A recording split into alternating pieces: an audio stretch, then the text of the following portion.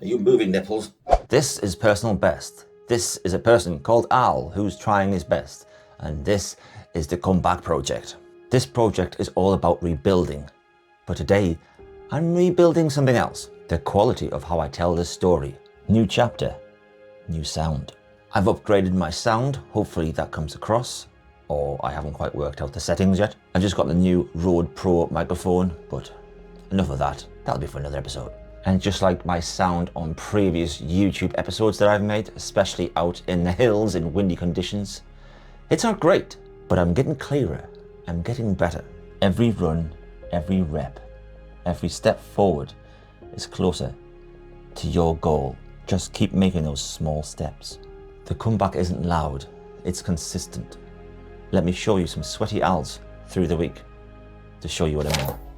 First strength and conditioning workout of the week complete. What do I make of that? It feels quite repetitive, the exercises that I'm doing. At least that way there's benefits that way where I don't have to search what the exercise is, how to do it. I know what's coming. And there's also those little moments where is there a little bit of a progression there? Progression with the press-ups. It's not progression regarding these, it's more progression regarding the way I do it. Because I know ground didn't work, I can't do chest to ground. I've tried the knees, I tried an elevated one off the sofa, and that kind of hurt me. Arms wasn't quite the best position. So now I'm doing it on the stairs.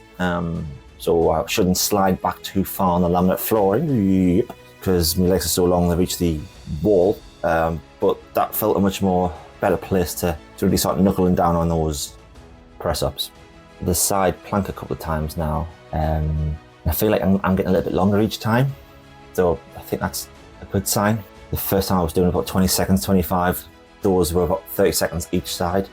So that feels positive. And the one I'm really happy about, the calf raises. I've always been doing double leg calf raises, but I thought if it feels okay, let's try single leg. And the reason I'm hesitant is my left leg is the problem, my Achilles tendonitis, and it's what's hampered me for quite some time. I've been trying to keep the load off it, but it felt good. But it wasn't that long ago, I was at a park run, and I felt you could have given me £1 million, or even better, a date with Margot Robbie over a Greg's festive bake. If I could just do one calf raise on one leg, and I wouldn't have been able to do it. But there, I was doing sets of 8. That's progress. The tendon is now starting to be able to take weight. Good sign. So just a little workout, 57 minutes, and there's some positives to take from it. Shower time. Jack was always staring at me through the window. What? Anyway, this was supposed to be the first run with a little bit more tempo to it. 3 weeks into the comeback project, and everything I've ran so far have been easy. So I was looking forward to this. But what I was after was an easy run, and then just trying to find the gear above that. So again, not pushing it. So even doing it was almost a bit deflating. I was thinking it was going to be really fast, but no.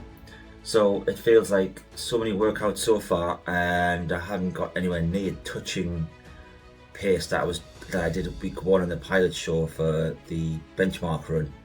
I do know you got to run slow to run fast, and you have to do at least 2 or 3 of those runs every week. But it just feels like that's all I've done. But I am concentrating more on strength and conditioning, which is something I didn't really do. So hopefully that helps more than these easy runs at the moment. What I would normally do is, again, I ran for the length of time I should run for this workout, but then I was still 1.5 kilometers away from my house, so I walked it. I would normally run, and even walking it, I understand that's going to help with get my heart rate down, helping everything, adjust back to normality and helping injuries and that. But I just feels again, I've lost 1.5 kilometers there. I could have ran that, and I could have added that to my total of distance ran this year. Everything I'm doing at the moment feels like I'm doing it with the brakes on, and with the brakes off I'm not quick, and that was what I'm trying to do. But running with the brakes on just feels to compound that I am slow. Yeah, my easy pace I have been doing in this project is around 7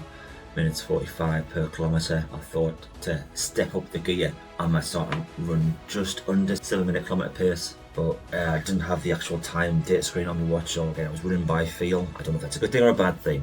And the old me would have been thinking again, because I post everything to keep myself accountable, that people might be looking at it and thinking, oh, look at his pace. So you got to try and get out of that mindset that people might be looking at what you do and comparing, and ridiculing you. No one should be ridiculing you for what you're doing. If you're out there running, that's it. If you actually publish what pace you ran at and people have a go at you, thank you. You've let me know you're a dickhead and I don't want you following me.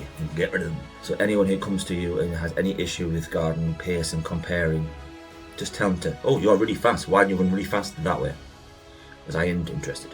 So yeah, you could run paces of 3 minutes per kilometre, 4, 5, 6, 7, 8, 9. No one else should care.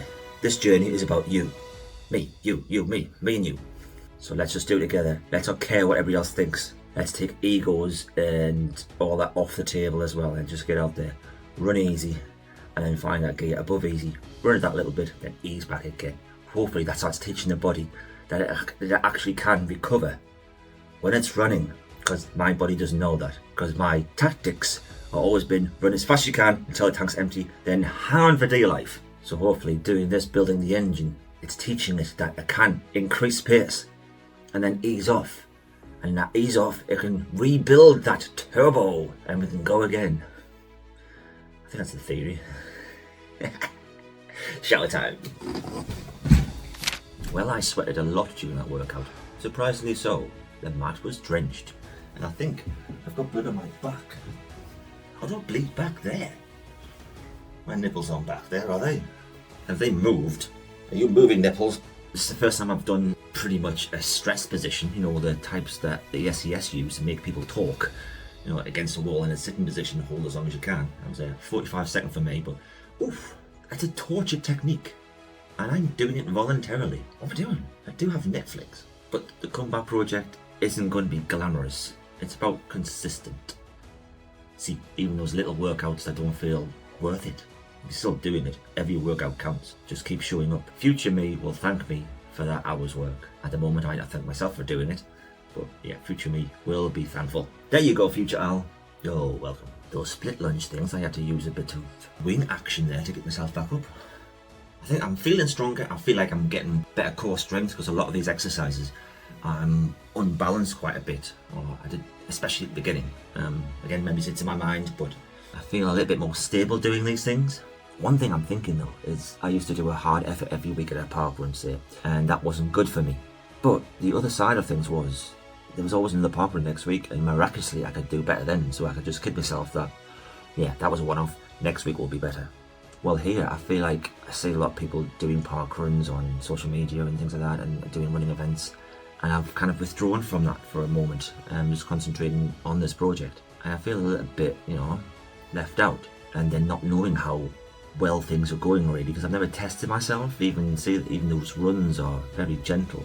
So I don't know where actually I am. And I don't know if that's going to impact me as well, because when I do eventually feel I'm in a position to try things, go for a park run 5k or push a 5k effort, I just know that if it doesn't start working, or I notice a difference within the first 500 meters, kilometer, those negative thoughts be coming back in. It's like, what's the point? It's not working. So yeah, I think stepping away from full-on efforts for a while, coming back might still just be as hard, if not more, because I'll be putting more pressure on myself that I need to see a result. But I shouldn't be thinking like that. But we'll cross that bridge when we come to it, guys, won't we? Yes, besties, we'll cross that bridge when we come to it. For the moment, consistency. Keep showing up. Keep working. We can do this. We'll smash it. Our time will come. We're building the engine. It might be knackered, but we're building the engine.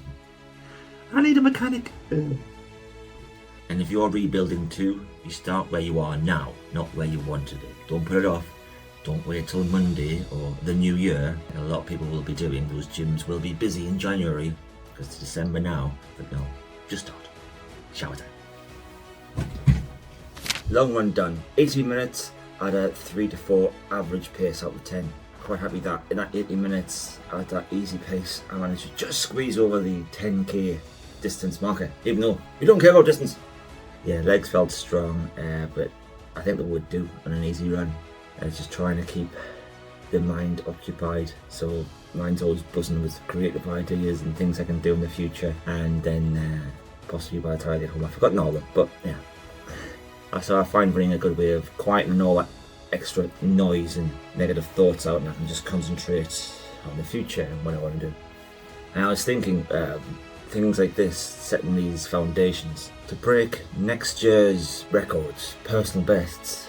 The work starts now, this year, for next year.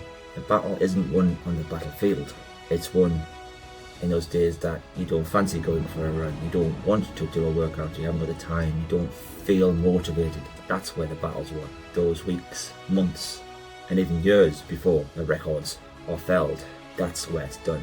That's where the hard work is. Progress, hard to tell, but I've just got to stick to it. The Comeback Project is alive and thriving, and so am I. You only fail if you quit. Shower time. So that's the week. Small wins, hard wins, but a little bit more belief than I had the week before. And this is what a fitness comeback looks like. Not dramatic, not glamorous, just consistent effort, stacked day after day. If you're rebuilding too, I hope this helps you feel a little bit less alone. We've got this. Be kind to yourself and others. And smash head!